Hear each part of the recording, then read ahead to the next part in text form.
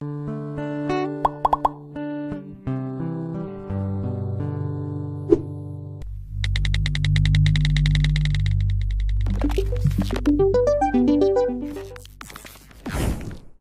said this giant mountain troll was spotted in 1942, but now the mystery has been unraveled. Whether it be the towering Goliath bested by David in the Bible, the one-eyed Cyclops of Greek mythology, or the giant at the top of Jack's fairy tale beanstalk, gargantuan beings have been a cornerstone of humankind's storytelling for millennia. And for as long as the legends have persisted, you can bet some credulous people have hunted for evidence that these outsized creatures really exist. Some of the earliest accounts of giants are recorded in the Old Testament of the Bible. The giant Nephilim residents of Canaan, for example, are described with awe in the book of Numbers.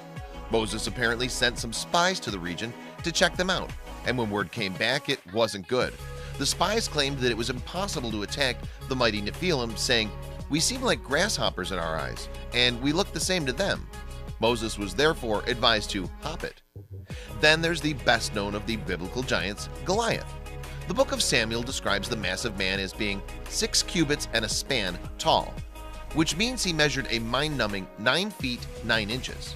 Goliath challenged the Israelites to put forward a warrior to fight him single-handedly, and the doughty David, of course, skillfully used his sling to fire off rocks and bring the fearsome giant to his knees. Contemporaneously, Armenian mythology includes the story of Haik, a giant who founded the nation and is also believed to have helped build the Tower of Babel. Author Arpine Kachadorian's 2016 work, David of Sassoon, an introduction to the study of the Armenian epic, underlines Haik's supremacy. She wrote, "Among the giants he was the bravest and most famous, opponent of all who raised their hand to become absolute ruler over the giants and heroes." Needless to say, the Greeks had a word for such monsters. Ancient Greek mythology had the gigantes, the term from which the word giant was derived in the late 13th century. Some of the Greek giants were in fact believed to be entombed deep within the earth, and it was the restless writhing of those fearsome beings that, so it was thought, caused earthquakes and volcanoes. The Greeks held that the gigantes were born of Uranus, god of the sky, and Gaia, goddess of the earth. Not bad going, because the couple had earlier begat another supersized race, the Titans. The Greeks also gave birth to the legend of Cyclops, which was later taken up by the Romans. The Cyclops was a formidable giant with a horrifying characteristic of having just a single eye set dead center in his forehead. One of those Cyclops giants, the enormous man-eating Polyphemus, was included in epic poem of Odyssey by Homer. There, the poet described him as a savage being with huge strength, knowing nothing of right or law. Norse mythology also had a rich vein of tales involving gigantic men. These giants were called the Jotnar and were a threat not only to the humans of their land, but Midgard and also the Norse gods themselves in Asgard. The enraged Thor, god of thunder, killed one of the Jotnar, Geirrod, after the giant hurled a red-hot ball of iron at him. Thor threw the projectile back and it smashed into Geirrod's head. Well, he started it. So the idea of powerful giants is firmly entrenched in mythology and, it would seem, the human psyche. Perhaps this is why so many people have expended such energy in trying to find conclusive evidence that these beings really do exist. And this desire has given rise to some outstandingly elaborate and entertaining hoaxes over the years. One such tall story became known as the tale of the Cardiff Giant. In 1869, men were digging a well on land owned by one William C. Stubb Newell in Cardiff, New York State, when they were said to have discovered a 10-foot tall, petrified human figure. Newell quickly began to exploit this find by charging an eager public 25 cents each to view the supposed giant. Indeed, a couple of days later, the spectator fee had risen by a gargantuan 100% to 50 cents. But in fact, the giant had been dreamt up by a tobacconist New Yorker called George Hull. The cigar man was an atheist who apparently got into a theological set-to with some Methodists about biblical references to giants. Piqued, Hull subsequently instructed a craftsman to carve a giant man from a large slab of gypsum. He then planted the statue on Newell's land and waited patiently for a year for its discovery. Newell just happened to be his cousin.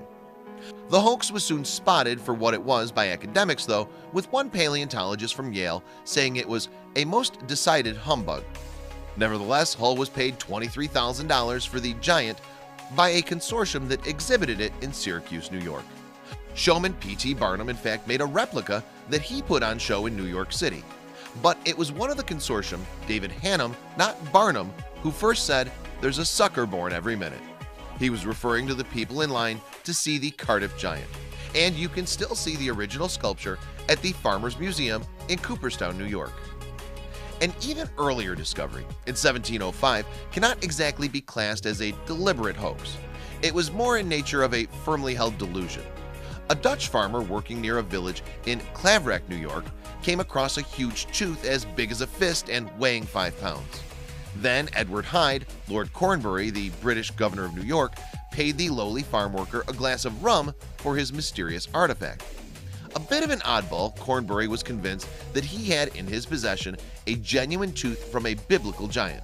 Perhaps he was a scholar of the book of Genesis with its reference to giants in the earth before the flood. In any case, a century or more before knowledge of dinosaurs was commonplace, people picked up on Cornbury's idea, and he now began to believe in the existence of a hitherto undiscovered species, the incognitum. This word translates from Latin as unknown. Huge bones were also discovered close to where the tooth was found in Claverack. This in turn gave rise to the idea that the bones must have belonged to giants as tall as 60 or 70 feet. Cotton Mather, the Puritan minister from New England, quickly got in on the act. He claimed that the incognitum find meant America was once home to biblical giants, in comparison of whom Og and Goliath and all the sons of Anak must hardly be so much as pygmies. However, other residents of America at that time thought incognitum ivories looked awfully familiar. When similar teeth and bones were discovered in South Carolina, African slaves recognized a resemblance to those of elephants from their homelands, and so it turned out that the incognitum bones were from a prehistoric ancestor of the elephant.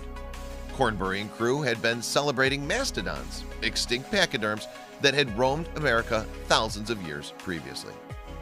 Moving nearer to the present day, in 2007, the editors at National Geographic magazine felt the need to publish an article to refute an online rumor. The publication denied claims that its researchers had discovered the bones of a giant. The doctored photograph you see here was created as an entry in a website's competition for archaeological hoaxes in 2002. 2 years later, it then became an early viral internet meme, and the made-up montage had a reprise yet again in 2007. Staff at the National Geographic were understandably miffed by some articles accompanying the photo. They included one of an Indian monthly magazine, Hindu Voices website in 2007.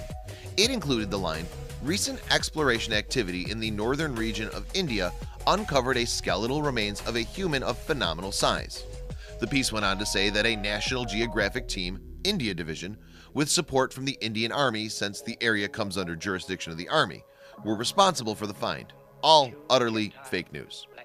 Another photograph which, to say the least, has caused its fair share of controversy is this one.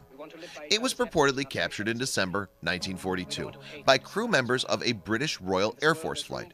The plane was, so it's claimed, flying somewhere over occupied Norway at the height of World War II. But if this guy was fighting alongside the Nazis, the Allied powers would have needed to up their game considerably.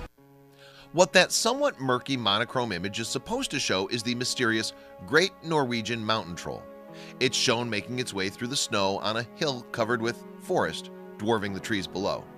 And it really is a photograph of a troll, but a fictitious one. The image of the giant figure is taken from the 2010 film Troll Hunter. It's simply been transposed onto a generic picture of a forest by someone with little better to do. Troll Hunter is a Norwegian mockumentary in which some students seek out one of the cave-dwelling giants of lore. The hunters then discover that the troll's existence has been hidden from the public by government forces, and since the film premiered in 2011, the fake photograph was most certainly not taken in 1942. The spoof shot was created somewhat after the release after Troll Hunter, and clearly with the help of imaging software. What a giant disappointment. Please share this video with your friends below.